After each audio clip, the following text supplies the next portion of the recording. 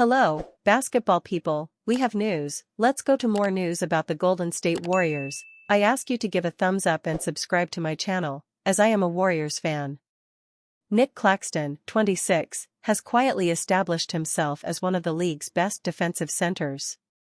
He averaged 11.6 points, 8.9 rebounds, 2.1 assists, and 2.0 blocks over the past 3 seasons, serving as the Nets' frontcourt pillar and converting over 63% of his shots. And for a Warriors team struggling with a lack of rim protection and vertical jump, he may be exactly what they need.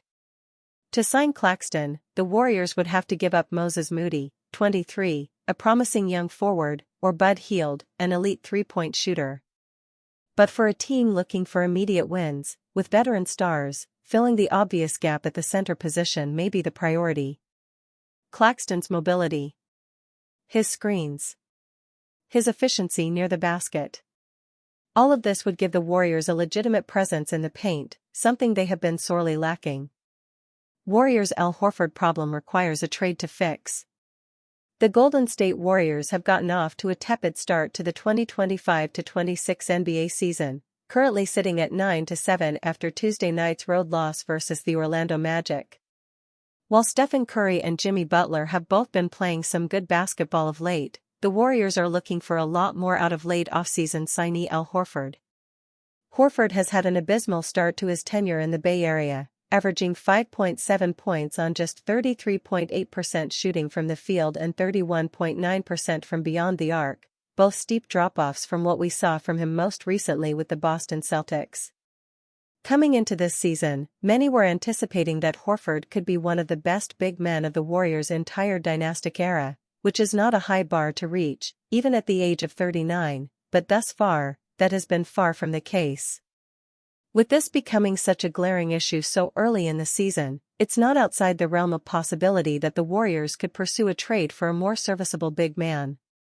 So far this season, several big-name power forwards and centers have seen their names floated in trade rumors, including New Orleans Pelicans power forward Zion Williamson and Dallas Mavericks power forward Anthony Davis, both of whom are currently out of the lineup due to injuries.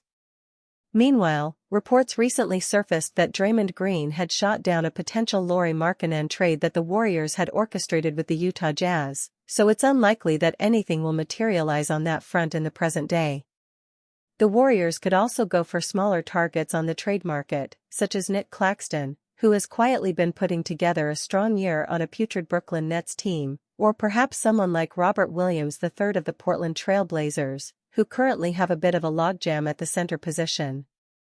Whatever they choose to do, it's already abundantly clear that the Warriors need an upgrade at center. Why Warriors veteran could be close to getting benched.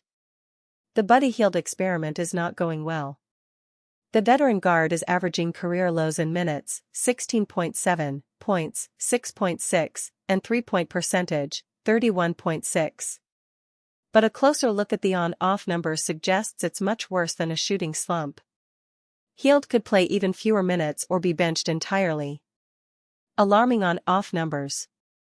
When Hield is on the floor, the Warriors allow 124.8 points per possession, which ranks in the 8th percentile.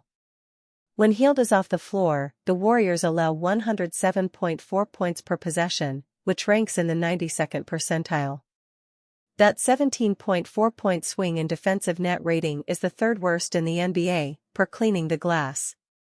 Hield has always struggled defensively, but it's worse than ever this season. For example, last year the Warriors allowed 1.7 points per possession more with Hield on the floor, and he made up for it by improving the offense by 2.5 points per possession. This year, the offense is slightly worse with Hield on the floor, and the defense, as noted above, is a disaster.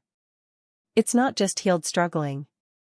Before we can fix the problem, we need to identify the problem. Though the three stars aren't perfect, Stephen Curry, Jimmy Butler and Draymond Green are the most consistent players, and they are the least of the team's problems. Moses Moody and Brandon Podziemski are not as consistent, but they are giving the Warriors quality minutes most nights. And Quentin Post has cooled off from a hot start, but he's filling the stretch 5 bench role well enough. The issue is the rest of the roster. Here are the Warriors on-off numbers from Cleaning the Glass. Woof. We can all agree Will Richard is playing better than this stat suggests, but outside of that, there's no surprise here.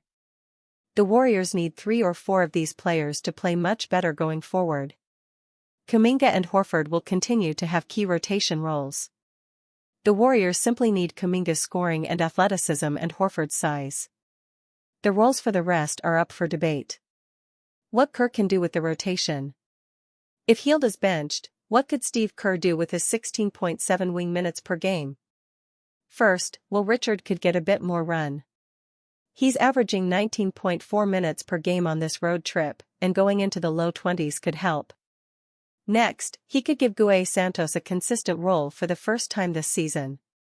Santos is more of a 3 or 4 than a 2, which is probably why he hasn't taken any of Hield's minutes to this point. But Santos can shoot, and you know he'll be engaged defensively. So even if the lineup construction is a bit clunky, the Warriors might be better off. We don't know exactly when Seth Curry will join the team, but he could take some of Hield's minutes as well. Any leftover minutes could be absorbed by Moody and Pods. The argument for riding it out with Hield. The Warriors' offense, 22nd ranked O rating, has been a bigger issue than the defense, 12th ranked D rating, and Hield has the highest potential to help the offense of the Warriors' deeper bench players. His career three-point percentage is 39.6. He's made the second most three-pointers in the league since the beginning of the 2020-21 season. He's consistently had a positive net rating split, which suggests his offense makes up for his defense. Hield gives Golden State bench units a legitimate scoring option.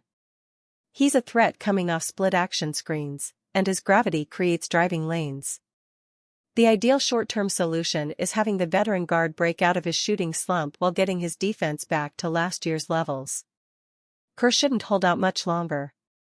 Kerr said Tuesday that DeAnthony Melton is not very close to returning from the ACL injury he suffered last season. When he returns, it will be much easier for Kerr to play Hield less. Melton is a two-way force. If Hield were in a shooting slump while Melton were healthy, it would be reasonable for Melton to take all of his minutes. But right now, the Warriors don't have an obvious solution for the Hield problem. And the frustration is becoming evident. On Tuesday, Butler threw a pass to Hield as he was cutting into the lane. Hield wasn't even looking, allowing the Magic to steal the pass. Butler was furious. The margins are so thin in the Western Conference standings. The Warriors need a winning record on their 5-game homestand starting Friday.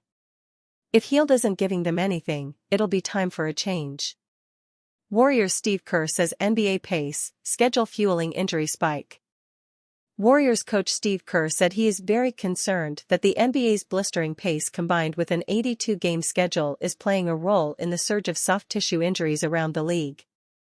In the past 2 days alone, Giannis Antetokounmpo suffered a groin strain, while the Spurs announced that Victor Wembanyama is dealing with a left calf strain and Stephon Castle has a hip flexor strain. Several other notable players remain sidelined with calf issues, including Anthony Davis, Ty Jerome, Dylan Harper, John Morant and Drew Holiday.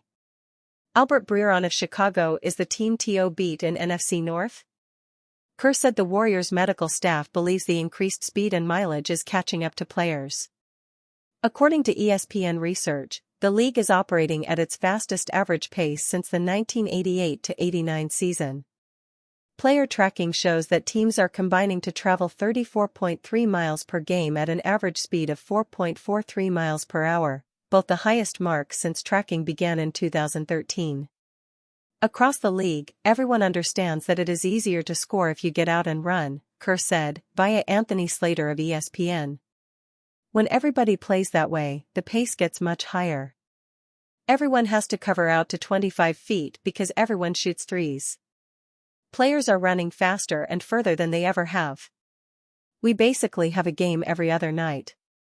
It is not easy. Kerr has long pushed for a shorter schedule. He believes trimming the regular season to 72 games or fewer would improve player health and give teams more practice time. We have not had a single practice on this road trip, Kerr said. 8 days on the road and not one practice. It is just game after game. There is no recovery time and no practice time. Golden State is already on its fifth back-to-back of the season. By the end of Wednesday's game in Miami, the Warriors will have played number 17 games in 29 days across 12 cities. Kerr does not expect real change anytime soon. Shortening the schedule would mean less revenue for teams, players, and the league office. That is the tricky part, Kerr said. Everyone would have to agree to make less money. In 2025 in America, good luck with that. Jonathan Kuminga problems are returning for the Warriors. They've been a more dynamic and fluid team in his absence. Sounds familiar, doesn't it? The Golden State Warriors, apart from their tough loss to the Orlando Magic on Tuesday night, have largely found their footing in the landscape of a tough Western Conference. Yet, through this stretch, Jonathan Kuminga has been sidelined with a knee injury, and, frankly, the team has looked better in his absence. According to Sam Vecenie, on the latest episode of the Game Theory podcast, things indeed look cleaner without Kuminga. It's not an accident to me that Jonathan Kuminga played 360 minutes this year, and, in the minutes that he's played, they lose by 3.9 per 100 possessions. It does just feel like this team looks better, to me, without him. Kuminga, especially early in the season, was showing stark improvement from his subpar play a year ago. Nevertheless, one can't help but return to the question at hand. Does he fit within the Warriors' offensive structure? What is his role on a team with Jimmy Butler and Draymond Green in the starting lineup? Predictably, Kuminga's fit with the Warriors is under question again. Last season, as Kuminga's restricted free agency loomed, he got off to an amazing start to the season, as he averaged 16.8 points, 5 rebounds, and 2.2 assists in the 32 games he played before he was sidelined with an ankle sprain. Yet, when he returned, the team had added Butler to the lineup, and, with two non-shooters already present in him and Green, there was no longer a role for Kuminga, leading to him ultimately being cut out of the rotation entirely late in the season. After a strong start this season, it appears as though the same questions about his fit are popping up again. Although having Kuminga on the floor provides the Warriors with an additional dynamic scoring force, his lack of ball movement and perimeter shooting makes it difficult for him to fill the role that the team needs him to in their starting lineup. Is it possible that we're seeing an exact repeat of what happened last season? If we are, Golden State is, yet again, stuck in a tough spot. Following a contentious restricted free agency, Kuminga ultimately signed a 2-year, $48.5 million contract that, presumably, was constructed as a potential trade asset for this season.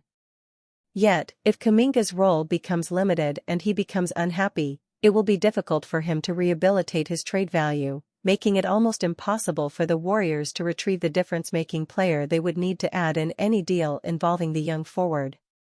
It remains to be seen what approach Steve Kerr will take when Kuminga returns. However, the early signs of a disaster are already there, and they are highly concerning. The real reason why Jonathan Kuminga feels underused with the Warriors, the young Golden State Warriors forward Jonathan Kuminga reportedly had a clear reason to feel underused within the franchise during the NBA season. The Golden State Warriors have had a complicated start to the NBA season, dealing with a heavy load of back-to-backs and a stacked schedule that has been difficult to manage. Still, they have produced positive results thanks to their new additions and to players who have remained consistent, including Jonathan Kuminga. The Warriors may have hit turbulence once again regarding Kuminga, especially over the past week.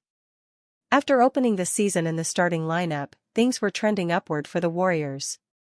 But Kuminga's production began to dip, contributing to a few losses, and head coach Steve Kerr decided to move him back to the bench.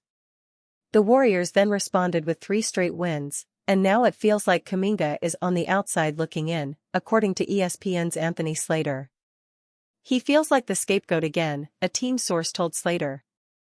It is undoubtedly a difficult situation to navigate, especially considering Kuminga delivered an unexpectedly strong start to the NBA season despite the off-season drama surrounding him. But it appears the after-effects of that situation are beginning to show. Butler understands Kuminga. The one person on the team who has taken Kuminga under his back is Jimmy Butler, who believes he understands what Kuminga is going through. Butler was asked about Kuminga and his fit on the team during their winning streak in a press conference. Him not being in the lineup ain't the reason that we're winning, Butler said. We're just playing better basketball. Roles are clearer. We're making shots. We're guarding. That ain't got nothing to do with him. If he was in the lineup, I still believe that we win these games.